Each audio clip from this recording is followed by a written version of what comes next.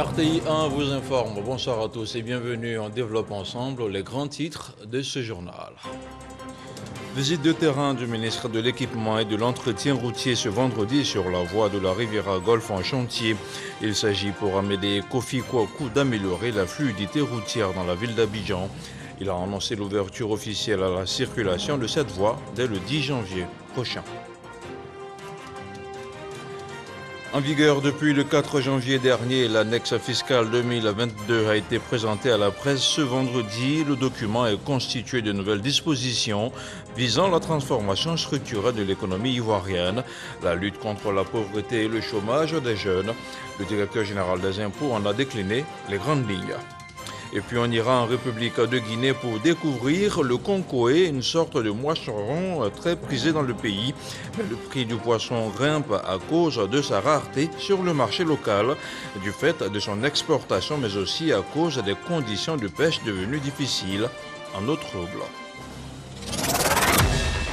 Voilà pour les titres, merci de regarder RTI 1. Le tronçon Mputo Golf Hotel Cocody sera rouvert à la circulation dès lundi prochain.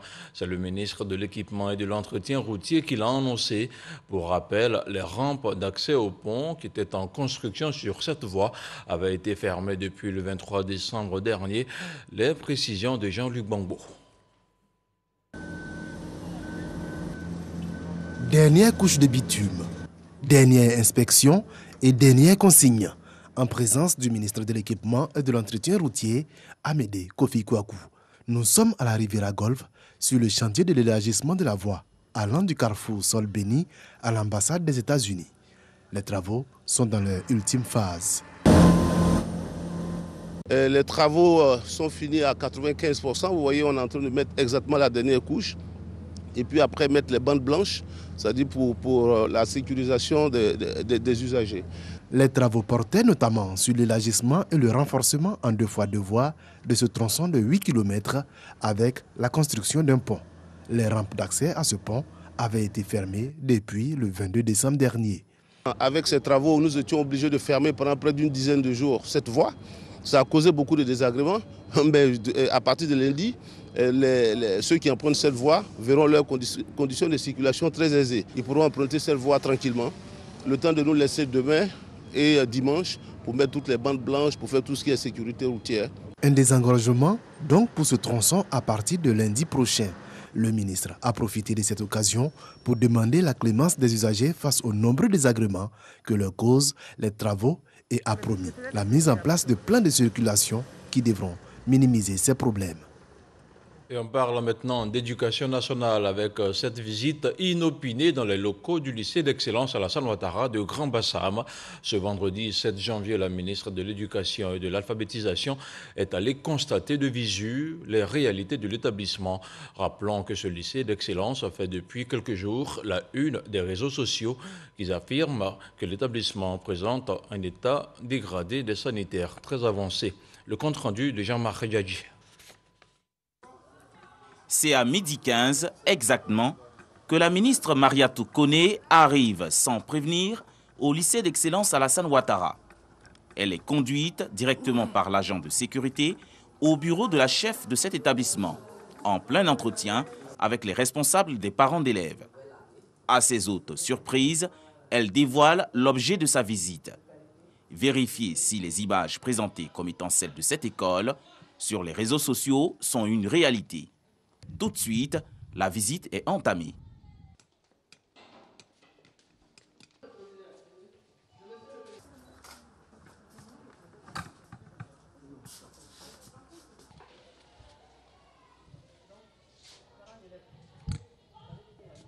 Après plus de 30 minutes, elle se fait une idée nette de la réalité.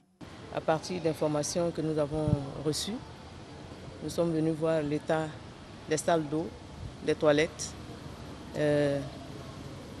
des chambres à coucher, des dortoirs, des élèves. Et nous avons pris bonne note de ces réalités qui impliquent les parents d'élèves, les élèves eux-mêmes, toute l'administration. Et très bientôt, au sortir d'ici, je vais convoquer une réunion où je vais recevoir tous les parents d'élèves du lycée d'excellence Alassane Ouattara. Il faut que chacun joue sa partition. Une réunion avec les parents d'élèves pour améliorer davantage les conditions de vie dans cet établissement cher au président de la République. Mais en attendant, Mariatou Koné a tenu à sensibiliser les élèves sur la nécessité de prendre soin de son cadre de vie. Madame, nous avons appris qu'être propre, c'est rester en bonne santé, que la propreté, ça paye, ça permet aux élèves, au personnel et à tout le monde de rester en bonne santé, de vivre dans un environnement propre pour mieux étudier et être toujours excellent. Mais pourquoi quand vous êtes dans vos dortoirs, vous ne tirez pas la chasse d'eau? Madame, il y a certains élèves qui n'ont pas encore compris cette histoire, mais nous essayons de toujours les sensibiliser en espérant qu'ils comprennent ça un jour. Outre la question de la salubrité, plusieurs autres questions, comme celle de l'insuffisance d'enseignants, ont été abordées. Sur cette dernière, la proviseure et le collectif des parents d'élèves ont rassuré la ministre. Aujourd'hui, le lycée d'excellence Alassane Ouattara ne manque pas d'enseignants. Éducation toujours, la fondatrice du lycée Sainte-Marie de Cocody a 1 an de plus. Odile de Vasselot a soufflé jeudi sa 100e bougie. La pionnière de l'éducation dans notre pays a reçu un appel de la ministre Mariatou Koné. La patronne de l'éducation nationale lui a rendu un hommage mérité pour son apport inestimable à la formation. Didier Nguesson. Née le 6 janvier 1922, Odile de Vasselot est la fondatrice et la première directrice du lycée Sainte-Marie de Cocody. En 1962, à la demande du président Félix Houphouët-Boigny, la communauté apostolique Saint-François-Xavier envoie Odile de Vasselot fonder le collège Sainte-Marie d'Abidjan. Le collège ouvre ses portes à Djamé 220 logements, puis s'installe 5 ans plus tard, en 1967, dans ses locaux définitifs de Cocody et devient lycée en 1970. Odile de Vasselot en sera la directrice de 1962 à 1988, soit 30 ans au service de l'éducation de la jeune fille en Côte d'Ivoire. À l'occasion de son centenaire, ce 6 janvier dernier, la ministre de l'Éducation et de l'Alphabétisation, Mariatou Koné, a tenu à lui rendre un vibrant hommage. Je sais ce que vous avez fait pour la Côte d'Ivoire. Écoutez, c'était les meilleures années de ma vie en Côte d'Ivoire. Oh. J'ai été très, très heureuse là-bas. Oh. Et j'ai beaucoup aimé la Côte d'Ivoire. Ah, Dieu merci. En tout cas, nous sommes très, très, très, très contents de parler avec vous, de vous souhaiter un joyeux anniversaire. 100 ans, ça n'arrive pas tous les jours. Et vous comprenez mon émotion à vous entendre. Surtout quand je parle à quelqu'un qui a formé beaucoup de leaders à tous les niveaux de l'administration de Côte d'Ivoire. Lycée à l'origine catholique et dirigé par la communauté Saint-François-Xavier, Sainte-Marie appartient aujourd'hui à l'État de Côte d'Ivoire. Lycée laïque, il accueille des jeunes filles de toutes confessions religieuses. Odile de Vasselot vit aujourd'hui à Paris, en face du musée d'Orsay. Elle continue d'être sollicitée pour témoigner de son expérience de résistante et de pédagogue. Je vous le disais en ouverture de ce journal, le directeur général des impôts était ce vendredi devant la presse locale et internationale. Ouattara Aboussié a présenté les grandes innovations de l'annexe fiscale 2022. Il a aussi passé en revue les mesures de soutien aux entreprises. Le compte-rendu de Cheikh Aboubakar Koné. Pour cet exercice devenu une tradition, Ouattara Sy, directeur général des impôts, a usé de mots simples et d'exemples pratiques pour faire comprendre aux journalistes la lettre et l'esprit des dispositifs fiscaux contenus dans l'annexe fiscale 2022. Au chapitre des mesures de renforcement de la mobilisation des recettes fiscales, il a été institué, comme l'a expliqué de prime abord le premier responsable de l'administration fiscale, un relèvement du taux des droits d'assises sur le tabac de 39 à 40%, soit un taux global de taxation de 47%. Autrement dit, la cigarette électronique et les matériels de la chicha sont désormais taxés. Au niveau de l'audiovisuel, à côté de la taxe sur la publicité de 3% déjà soumise aux entreprises de presse locales, Ouattara Sy a annoncé l'institution d'une taxe spéciale sur les messages publicitaires diffusés en Côte d'Ivoire par des entreprises non résidentes. La taxe doit être déclarée et payée en Côte d'Ivoire par le diffuseur de messages ou, à défaut, la régie qui fait diffuser le message. Elle est perçue au tarif de 20 000 francs par heure ou par fraction d'heure. L'une des innovations de cette année fiscale 2022 reste la prolongation de la durée de validité de l'attestation de régime fiscal en matière d'acompte d'impôts. Pour simplifier la vie aux entreprises, il a été décidé d'aligner la durée de l'attestation d'assujettissement ou de non-assujettissement à l'IRC à la durée, je dirais, de vie de l'entreprise dans le régime d'imposition où elle est. Le directeur général des impôts s'est par ailleurs expliqué sur la pertinence du dispositif qui institue une taxation sur les entreprises de vente en ligne. Il ne s'est pas arrêté là. Ouattara s'est voulu optimiste et a promis étendre la mesure sur le secteur des taxis à la commande. Le commerce électronique, on a commencé. Ça va être notre première expérience. Je crois que nous sommes également les tout premiers dans la zone UEMOA à nous jeter à l'eau. C'est en acceptant de trébucher qu'on peut apprendre à marcher correctement. Les gens pensent qu'on dort. On ne dort pas. Voilà. Je n'ai pas dit de quelqu'un. Mais j'ai dit, il y a les transporteurs qui payent des impôts et il y a les transporteurs qui ne payent pas des impôts. Et qu'il y a un autre mode de fonctionnement que nous avons compris. Et on ne va même pas attendre 2023.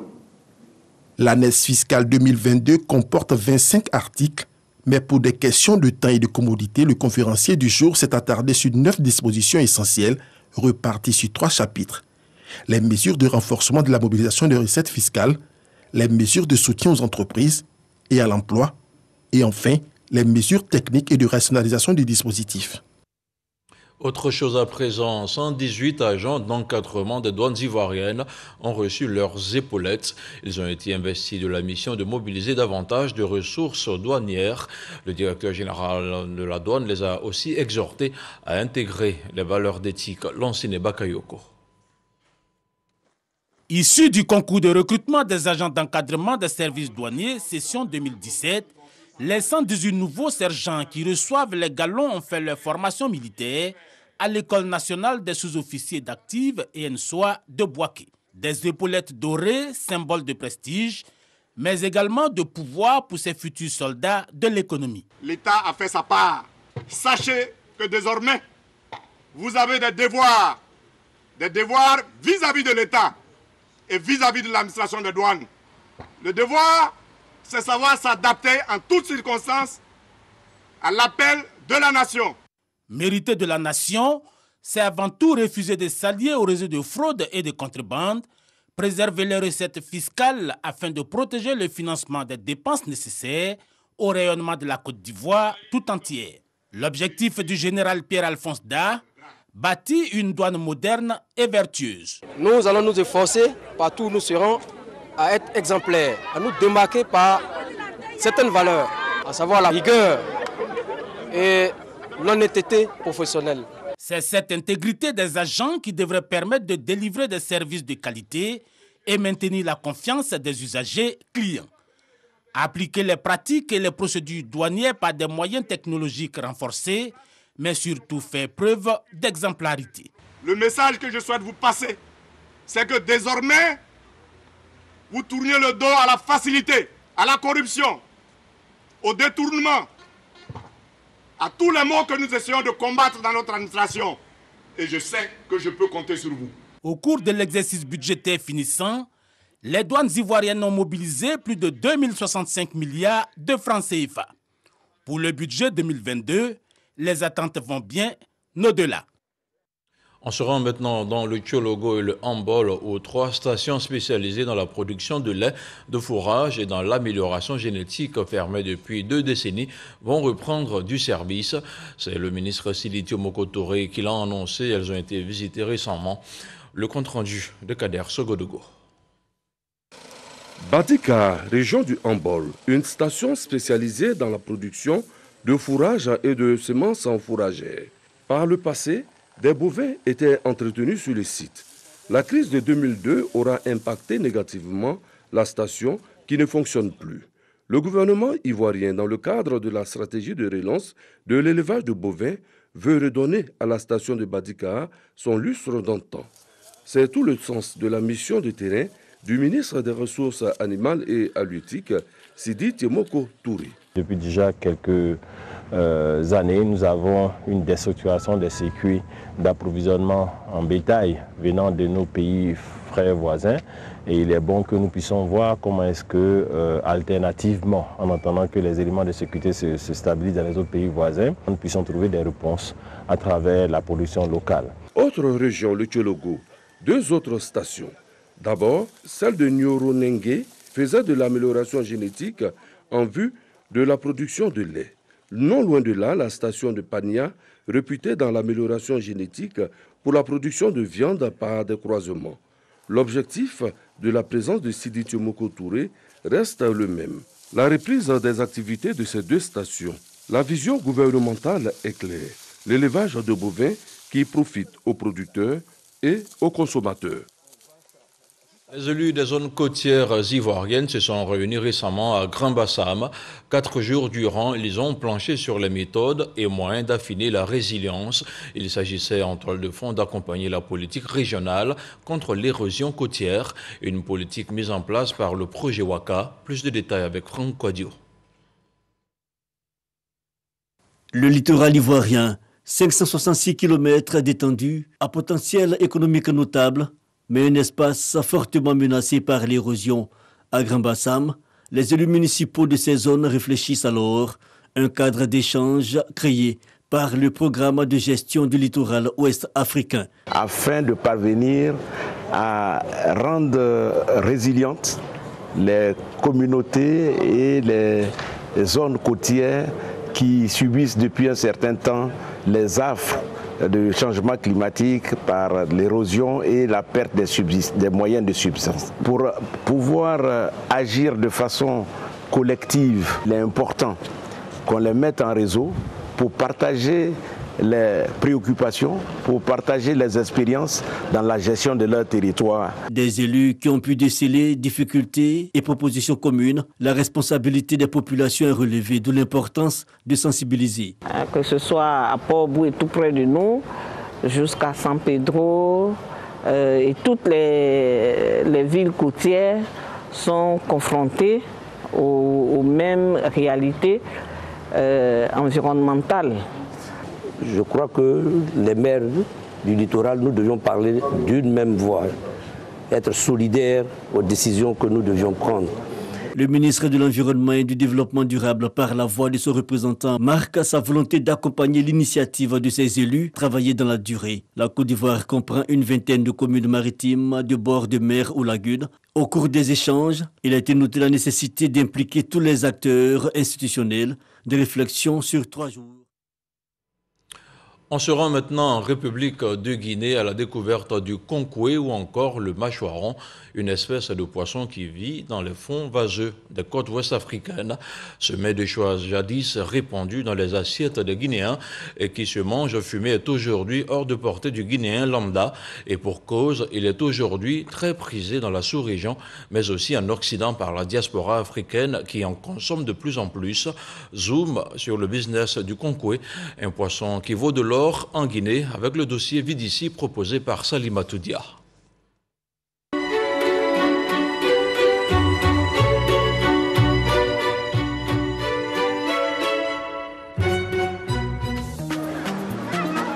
Heures au port de pêche de Bessia, dans la commune de Matoto, à Conakry.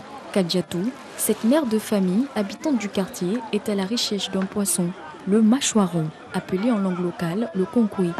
Une fois trouvé, le marchandage est enclenché car pour Kadjatou, le prix est élevé pour son panier de ménagère.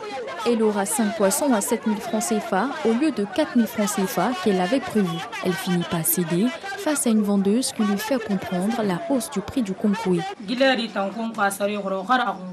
Nous achetons le carton à 20 000 francs CFA au lieu de 10 000 francs auparavant.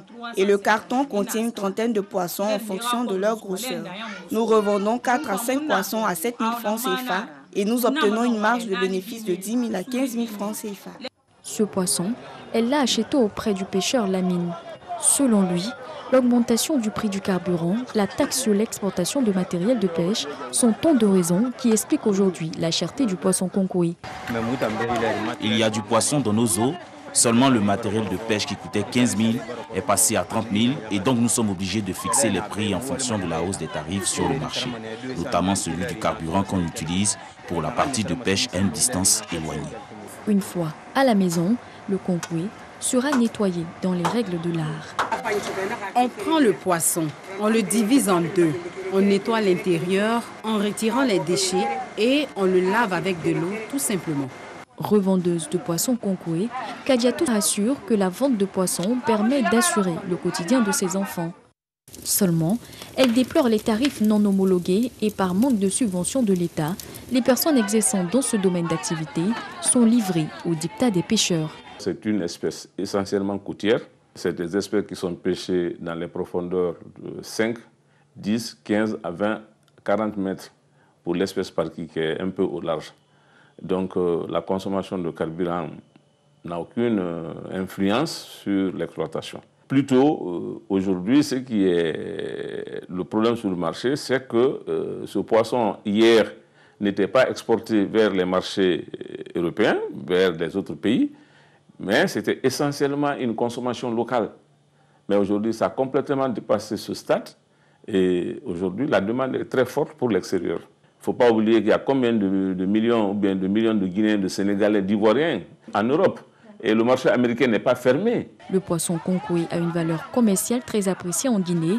Il occupe la 4e place sur la centaine d'espèces vivant dans les eaux guinéennes. Kadiatou Bongoura est exportatrice de poissons depuis 10 ans. Elle est la présidente de la coopérative des femmes exportatrices au port de pêche de Télimili, en pleine centre-ville de Conakry. Même si leur activité est encore dans l'informel, il est difficile de connaître les chiffres exacts sur l'exportation du concoui vers les autres continents. Elle estime contribuer à l'économie guinéenne et à faire la promotion du concoui à l'étranger. Vous voyez que les femmes encore fournissent les devises au pays parce qu'on nous ramène en devises. Moi, par exemple, j'ai ouvert le compte et même celles qui n'ont pas de compte, toujours je peux recevoir leur argent et leur remettre. Donc nous contribuons aussi dans ce sens-là. Quand nous avons commencé l'export vers les États-Unis, par exemple, on avait des Ivoiriens qui achetaient un peu, c'est surtout les Guinéens qui le consomment, les Léonais. Mais aujourd'hui, dès que ça arrive, les Nigériens sont là, les Béninois sont là, les Togolais sont là, parce qu'ils ont goûté à ce poisson-là. À l'export, un conteneur prend 925, 900, ça dépend de la grosseur du carton. Elles sont 7 coopératives de 67 femmes fumeuses à recevoir la formation des ONG sur les techniques de commercialisation, mais surtout de fumage, qui fait la particularité du goût du mâchoiron de Guinée. Le concours guinéen déjà vient de la mer, presque il y a le sel dessus, donc on n'a pas besoin d'ajouter autres ingrédients dessus. Nous prenons seulement, nous lavons très bien et nous mettons au feu. Avant le concours, ça apparaît, tu pouvais avoir à 30 000, 25 000. Mais l'essence aussi était moins coûteux. Mais maintenant, là, tu peux avoir un concours à 60 000, 70 000 francs guinéens pendant 30 minutes, 45 minutes. Nous essayons de renverser le poisson. Après les 45 minutes aussi, on essaie de changer la position pour que toutes les parties du concours soient cuites. On va essayer de dorer maintenant le poisson. Dorer, c'est-à-dire embellir le poisson. Là, on va prendre beaucoup plus de fumée que de feu. Il y a une différence entre le coco guinéen, le mâcharon guinéen et le mâcharon des autres pays. Par exemple, on a vu le mâcharon d'autres pays, mais nous, on a goûté. Mais on sait que le mâcharon guinéen, réellement, ça a du bon goût plus que les autres. Ça, c'est reconnu partout. Et vous ne savez pas pourquoi le goût est différent? Qu'est-ce qui fait que ce goût est différent? La manière de fumage. 3 heures de fumage en moyenne avec un bois particulier, celui du palétuvier Avicennia, selon le Centre national des sciences halieutiques. Mais la fumée dégagée avec l'utilisation des fours traditionnels en général reste pénible pour leur santé. Vous ne pouvez pas avoir une femme ici, vraiment une fumeuse, qui peut avoir plus de 70 ans. C'est pas possible. Nous venons de perdre certaines de nos fumeuses ici qui n'ont même pas 50 ans. Tout ça, c'est à cause de ça, la fumée qu'on absorbe là. Le ministère rassure, des mesures ont été prises pour améliorer les conditions de travail. Il y a eu la construction de beaucoup de hangars de fumage pour atténuer les effets néfastes de la fumée. Et les chambres froides également, les conditions de sécurité ont été améliorées. Environ 27 000 kg de poissons sont débarqués au niveau de la perche maritime en Guinée, rien que pour l'année 2020. Le konkoué fait partie des poissons suivis par les chercheurs guinéens avec des études en cours. Exporté et à la fois prisé sur le marché de la consommation guinéenne, on le retrouve dans différents mets de la Guinée. Aujourd'hui, comme toujours, le poisson konkoué fait l'objet de convoitises. Le mâchoiron konkoué, un trésor de Guinée très convoité, un dossier de Salim Matoudi à revoir sur RTIA. On fait maintenant le point de la situation de la Covid-19.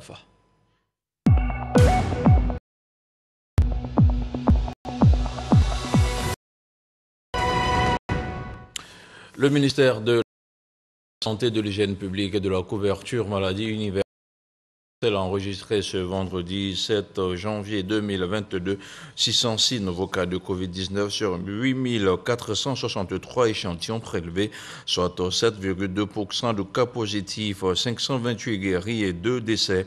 À la date du 7 janvier, la Côte d'Ivoire compte donc 76 321 cas confirmés, dont 64 236 personnes guéries, 732 décès et 11 353 cas actifs. Le nombre total d'échantillons est d'1 270 375. Le 6 janvier, 23 867 doses de vaccins ont été administrées, soit un total de 7 314 146 doses du 1er mars 2021 au 6 janvier 2022.